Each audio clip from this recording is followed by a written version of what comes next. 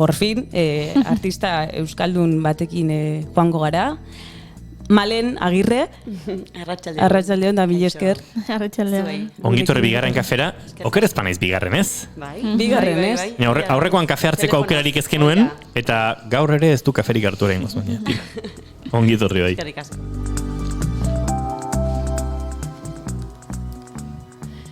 Utxune hau, pantenek babestutako utxunea da. Pantone, bai, hori da, pantonek. Fari bari zen hilea ondo jartzen, eta hain bagoaz artearen mundura. Pastel elitu naiz baita, pantone. Bueno, Malen, uste zure aintzindariak ere nahiko artistak diela, ez? Hor, zure jatorri artistikoa nondik dator? Bai, egia esan, nik txiki-txikitatik dakator heimena arte munduan eta uste ja hortik anatorela, ze sormenez inguratuta gogoratzen den ere hortzero guztia. Gurasoak, irakasle izateaz gain, egun horakotasunean oso sortzaileak ziren, gauza txikietan, gure bizitza politagoiteko oso sortzaileak ziren. Mendian bizi ginen, orduan, aitatek adibidez bere garajean tailerrat montatu zuen gurrezko muebleak eta iteko, etxeako, amak mueble gero pintatzen zituen lore txikiz, kolore politez, gero ni gogoratzen den ere txikitako gelako pareta bat adibidez, koloretako marrazkiz eta paisaiez ere apaindu zuen, eta dia detaile txiki asko, baina azkenean horrek eraikitzen du baten izatea eta baten barrua, eta hortik handa datorkit. Esan beharra dau, Malen artista polifasetikoa dela, hau da, kuadroak margotzen dituela, kolasak egiten dituela, tekstilan ere bazabiz, hau da, adibidez zapiak egiten dozu, zarropa baita, zer gehiago? Oaingoz hori, ez? Eskultura inaiz pixkatorra ikutzen duten, baina oaingoz hori, nahikoa dakat. Malen, ez ez du kasualidad izango horrelako tutorial bat kolasean murgiltzeko 10 bat minututan, ze Maria Romero Laspiur gure lankideak horreko astean jarri zizkigun etxeko lanak. Ostegun honetan daukagu azterketa Mariarekin eta ekarri behar dugu etxetik kolax bat bakoitzak. Benetan? Bai, eta klaseak behar ditugu. Importantena disfrutatzea da prozesuakin. Erresa da esatea, Gaizki hasi geha. Gaizki hasi izea, borroka naizea. Ez que gaina, hau zizut kontatu. Baina ni haitu nintzen, hartu nituen aldizkari batzuk, eta moztu nituen, hemen bidalore hau ze polita, eta hau bizikleta hau jarrikoet, eta ze polita. Eta hurrengo honen bueltatu nintzen etxea, eta nire amak intzun... Dena bota.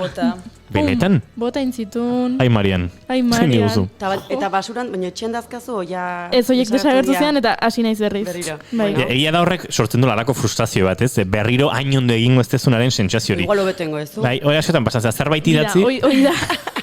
Egia da, baina bia puntua bada frustrazio puntu bat, ez? Zerbait idatzi duzu, eta ikaragarri ona denaren sentsazioz, eta galdu zaizu. Jone joi egiten gabe pasatzen zait kuadroekin adibidez. Ondo dijo, de repente, bum, zerbait iten dut eta venga. Eta ze gertatzen dago momentu horretan? Esabatu egin behar duzula edo berriz hasi behar zarela?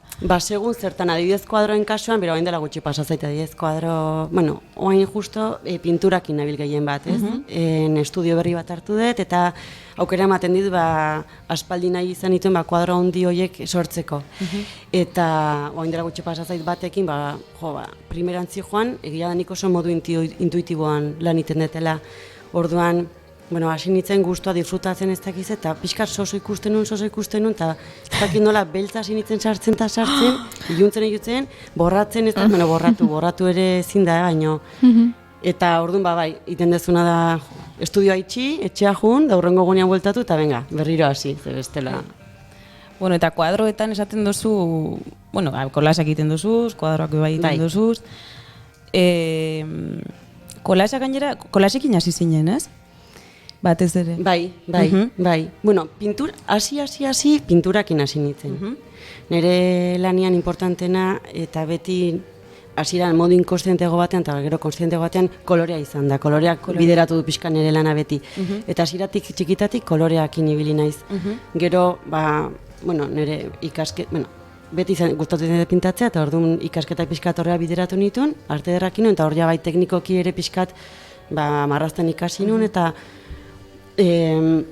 Baina bai egia da, hasi nitzela probakiten, bueno, arte historian eta artista ezberdinak eta hasi ginen ezagutzen, eta ikusi nituen Roxan berbezalako artistak, sartzen zituztela, testura ezberdinak, tela zatiak, irudiak, eta probakiten hasi nintzen, eta asko disfrutatzen. Orduan egia da, horrekin kolaxeakin hasi nitzela, lehenengo kuadro handienak kolaxeakin. Bai letrak ere sartzen nituen, eta baita ere material desberdinak, eta asko disfrutatzen nuen, jolas moduan hartzen nuen. Bai.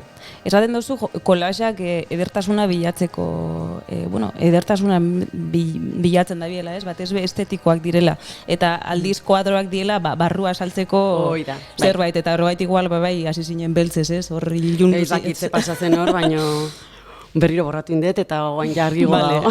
Vale, argitasuna bilatu duzu. Bai.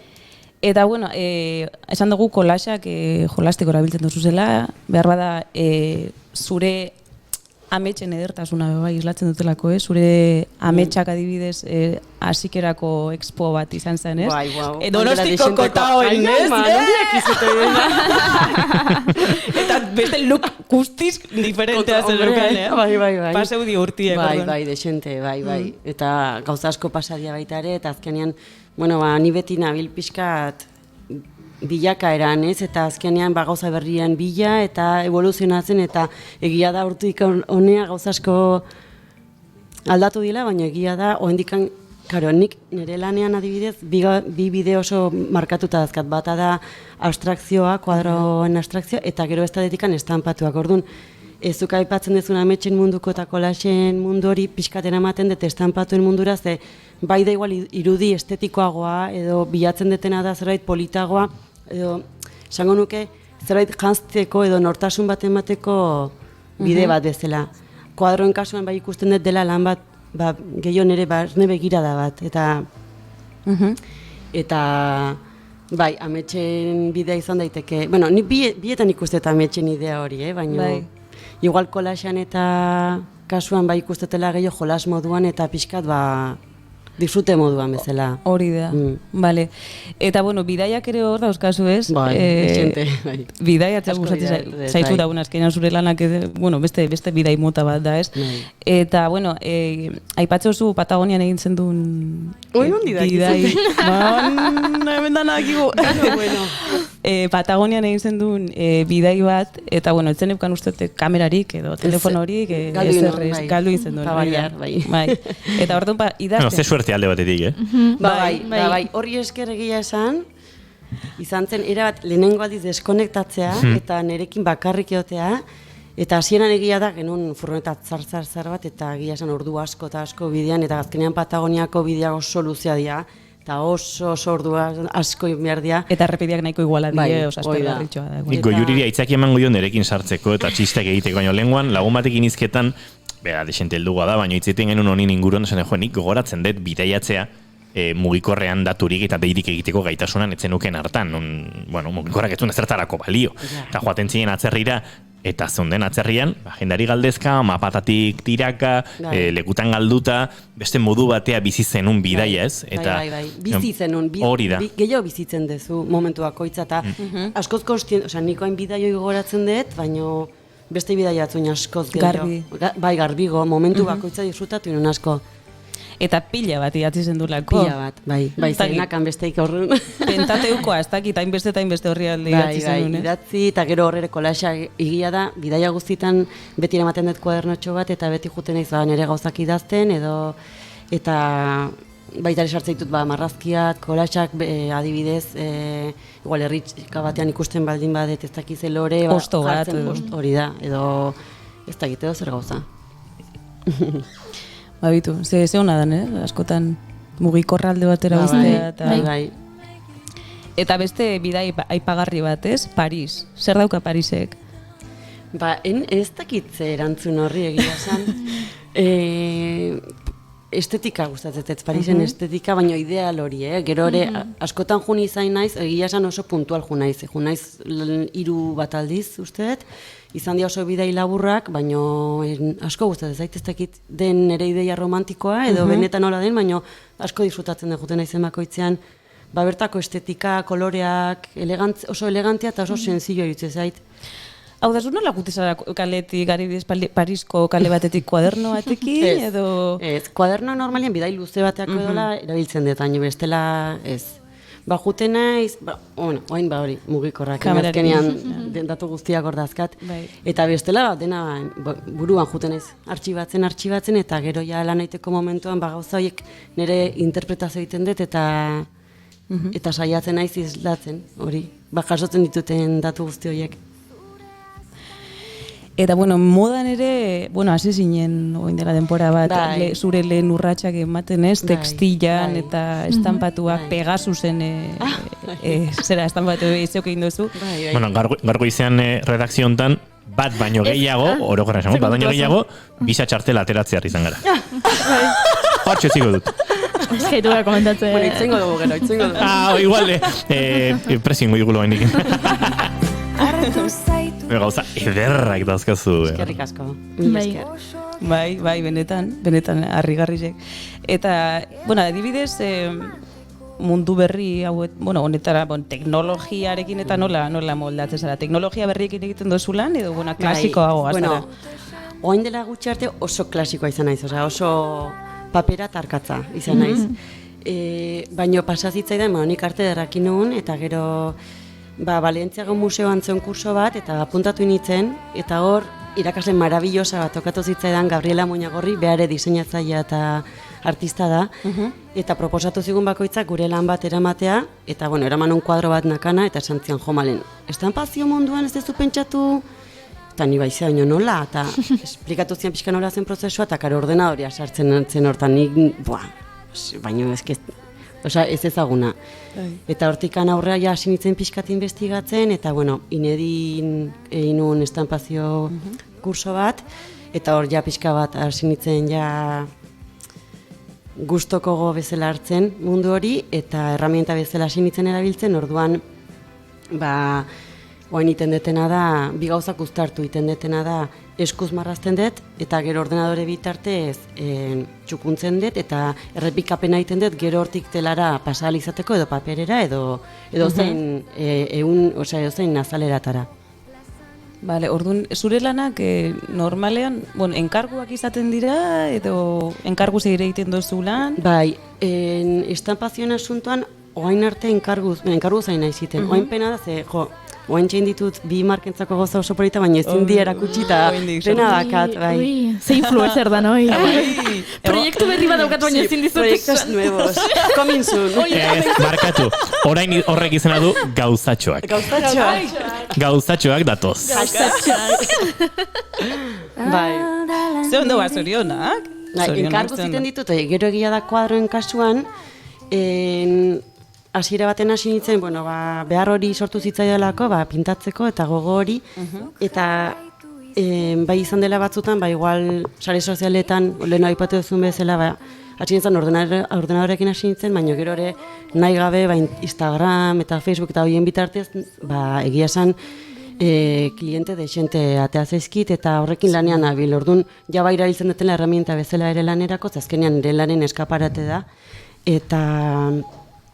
eta enkarguak eta zaizki desente baita, orduan, igual iten dut kuadro bat bukatzean argazkia igo, eta igual bat ematik gustatzen zaio, edo horren bitartez enkargu bat iten diat, eta orokorrean enkargu bitartez zain naiz, bai.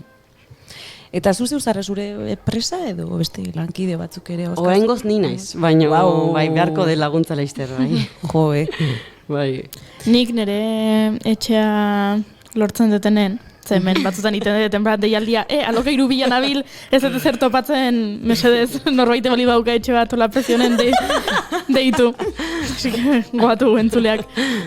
Orduan, nik maleni deituko diot, ze, esan dezu, estampatuak, kuadroak, baino, paretak. Paretak. Wow. Ze politxak. Bai, eskerrik asko, mila esker. Streaming bidez jarraitzen dunantzako, guaintxe jarriko dugu hemen argazki bat, hau da, logela bat, egon ikusten da. Bale, bakitzen esatezun.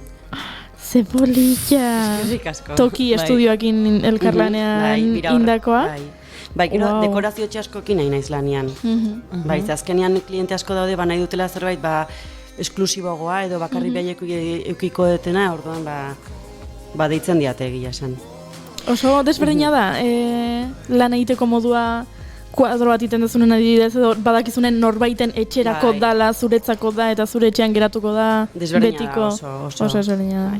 Adiezen kargo bat iten detenean, bai estampatu bat baldin bada edo kuadroa izan da ere, nolak hitzeiten deten klienteakin eta pixka ja markatzen ditugun pauta batzuk eta nahi batzuk, orduan ja pixka bideratuta da lana. Orduan ja lanian hasi aurretik ja pixka badakin nola jongo den. Niretzako denean adibidez, gauza aldatu iten da. Ez da, askotan neon berdet denbora ditxente pentsatzen,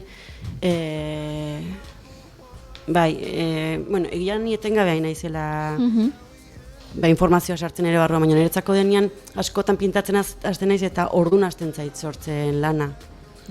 Goiuri, guk badauzke hemen pare eta pare bat ola zerbait egin behar rotan. Bai, ez? Bai. Faltaiak ez dut. Bueno, ez que Marian ideia zan kolaxak itea guk pareta hontan jartzeko, baino... Oso idea hona da. Kolaxak ikusitakoan pentsatuko dugu. Ideia hona da. Kolax guztiak naztuta igual oso gozta polita daiteke, Berez, helburua zan laminak gutxinaka eskuratzen joatea eta pixkanaka osatzea, eta gero, lehenkoan mitxatu nuen gure postalen lehia ere martxan dugula. Eta postalekin ere osatu dezakegula muraletako bat. Zuek hasi, gero batako dia gauzak. Eta gero, geratzen den pareta hortan esango du, bale, hau dena, osagi guztiak hemen daudela maia, pareta hortan ze ikusen duzu, amaia horrari da kamarari bateria jartzen, malen berriz ere ikus ezagun horregatik etorri zaita amaia, ez de, gauza askotan ari ginen. Baina, behin osagai guztia dauzkagula, malen galetuko digo, malen, oen pareta hontan, beste hortan, ze egin dezakegun. Mana izutenean, ni gustazko. Jose ondo. Eta, bueno, oindala gutxi amatxo izan zara, ez? Bai. Eta, bueno, ez dakit amatasunak ze eragine izan duen zure sorkuntza edo zure sormen prozesuan. Eragin desente, egia esan, desente ze egia da, bueno, ama izan arte, asko naizela kanpora beira asko bidaiatu dut, urte askotan zehar, asko ikusi dut, eta inspirazio asko bilatu dut kanpotik. Eta oain ama izan naizela, sortu zait behar bat pixkat nire barrura gehiago behiratzeko eta ni gehiago ezagutzeko. Gero ni nire semeai ere pixkat nire alde hoberena eman alizateko orduan, baina hola pixkat... Barrura begira. Bai, ez begira, ez da... asko, ez den nahi ez dara asko analizatuta asko aztertu, baina bai hain naizela kaso egiten nire barrutik ateatzen den horri. Bai. Jose Ondori bekriston ikasketa, nik ustez ezken... Bai, nik ustez beharrezkoa dela. Guztiz. Eta nik konturatu nahi zoain arte bili naizela gelditu gabe, eta oso importantea baita ere, ze konturatzen naiz oain itein duten gauza asko, ikusieten guzti horri esker dela, baina bai egia dela, azkenean norbera barura beratzen denean gauza potenteenak hortik ateatzen diela, ze azkenean, bueno, nire kasuan behintzat, nik gehiena betetzen eguna hori da, oaingoz. Nik gauza nabarmendu nahi dut bai, nik ez dakit zure begiradan ikusteot, ume baten begiradan, ume baten ilusioa, pasioa, izugarri pile bat, kriston mundu handi bat. Eta bai, oso sentsazio onak transmititzen duzuz. Bai, posuz, eskerrik asko. Gehiotoriko naiz. Nahi ez dunean. Kafear ez du gastatzen, emakume honek izizakit. Bueno, aipatu dugu proiektua dauzkazula, lana ere blai, ez, desenteko lana. Bregia da bain, amatasuna eta zitzaiten eta, karo, txikiak inoain, pixkat urdutegia eta ere pixkat antolatu inberdetze, klaro, leheno denbora guztianakan, baina hain pixkat hori ordenatu gora eman berdet, baina, bueno, hain naiz pixkanaka, dene ezin da iritsi, baina pixkanaka bai. Eta, bueno, bukatzen juteko galdera harinak egingo ditutez, herrialde bat. Herrialde bat? Florencia. Erreferente bat, artistaren bat. Monet. Eta garai bat? Mugimendu artistiko bat? Mugimendu artistiko bat, edo, bueno, edo ez. Eta gitardiaroa, edo... Impresionismoa. Monet esan dut baita ere baina.